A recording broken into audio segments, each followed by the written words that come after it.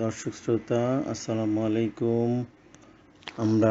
আমি আজকে আপনাদেরকে হার্ডিং ব্রিজ কিছু ছবি দেখাবো, পাশাপাশি এর পার্শ্ববর্তী চিত্রগুলো দেখাবো। হার্ডিং ব্রিজের আসলে উপরে কী ধরনের প্যান দিয়ে তৈরি করা হয়েছিল, স্প্যান দিয়ে, পাশাপাশি এর আশেপাশে কী চিত্রগুলো দেখা যায় এবং পাশাপাশি এর ইতিহাসগুলো আমি আপনাদেরকে একটু সংক্ষেপে বলে নিই। দর্শক শ্রোতা, হার্ডিং ব্রিজটা মূলত বাংলাদেশের পাবনা জেলা আর কুষ্টিয়া জেলাকে সংযুক্তকারী রেল সেতু হলো হার্ডিং ব্রিজ, যা বাংলাদেশের দীর্ঘতম রেল সেতু। এই রেল সেতুটি পাবনা জেলার ঈশ্বরদী উপজেলার পাকশী হতে কুষ্টিয়া জেলার ভেড়ামারা উপজেলা পর্যন্ত সংযুক্ত রয়েছে।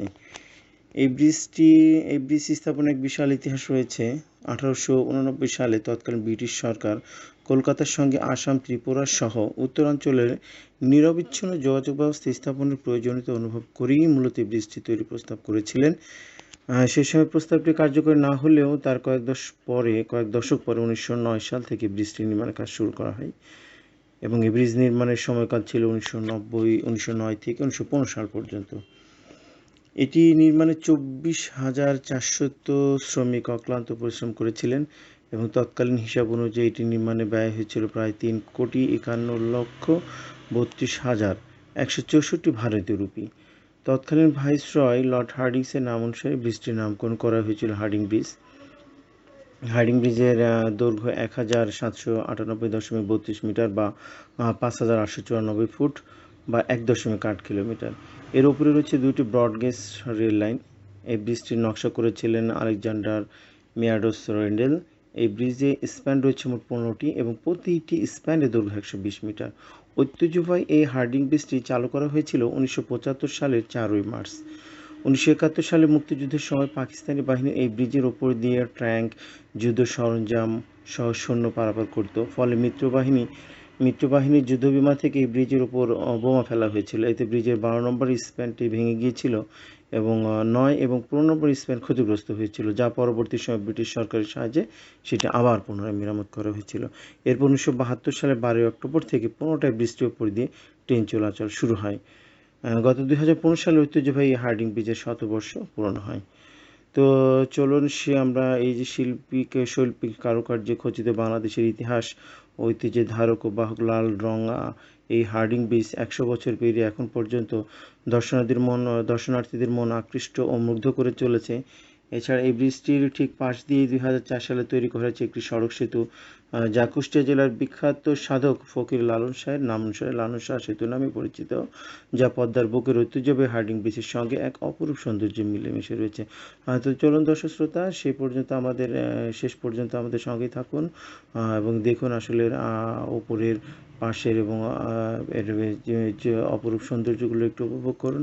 পাশাপাশি যদি আমার এই চ্যানেলটি ভালো লাগে তাহলে অবশ্যই সাবস্ক্রাইব করবেন, লাইক কমেন্ট দিবেন এবং পরবর্তীতে আমরা আবারও নতুন কোনো এপিসোড বা নতুন কোনো ইতিহাস বা ঐতিহ্য নিয়ে আমরা আবার আপনাদের সামনে ফিরে আসবো। সে পর্যন্ত সঙ্গেই থাকুন।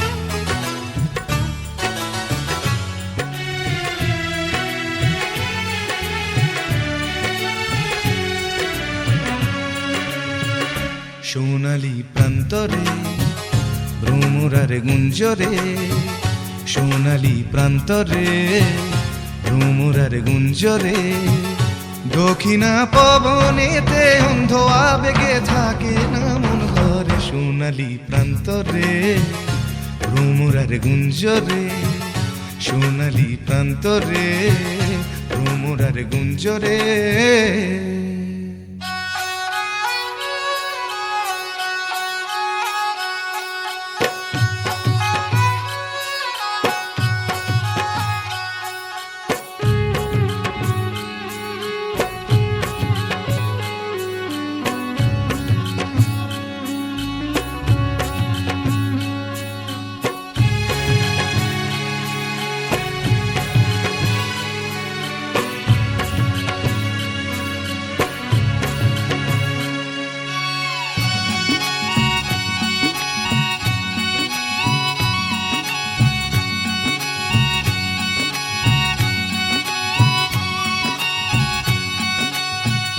বারে বারে যেন আসি ফিরে এমন দেশে, উষ্ণ বালির বুকে সূর্য যেথায় ওঠেন হেসে।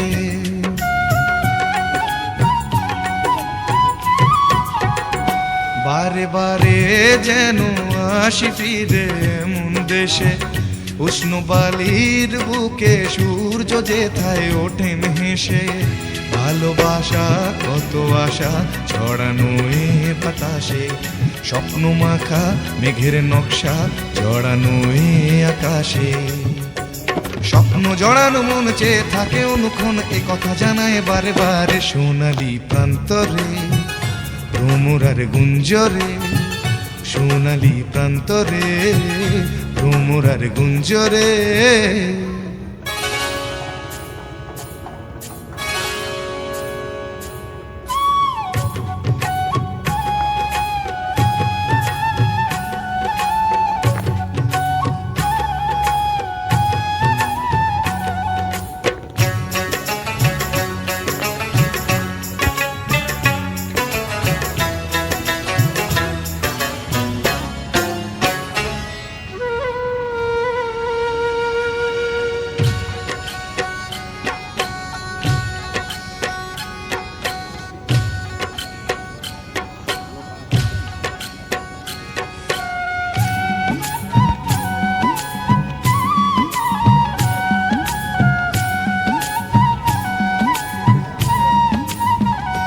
আজ নতুন সাজে এলো যে বৈশাখী রাত, হাতেতে যেন থাকে ও সুজন তোমারি হাত।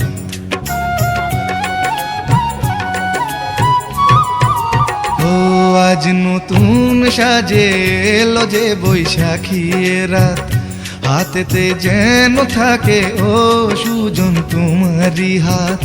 উষ্ণ মধুর শুকনো বুকে আঁকে বাতাস ছবি, দিবারাত্রি যেন কাব্য লিখে যায় কোন সে কবি। স্বপ্ন জড়ানো মন চেয়ে থাকে অনুক্ষণ, এ কথা জানায় বারে বারে সোনালি প্রান্তরে ভ্রমরার গুঞ্জরে। সোনালি প্রান্তরে ভ্রমরার গুঞ্জরে। দক্ষিণা পবনেতে অন্ধ আবেগে থাকে না মন ঘরে। সোনালি প্রান্তরে ভ্রমরার গুঞ্জরে। সোনালি প্রান্তরে ভ্রমরার গুঞ্জরে।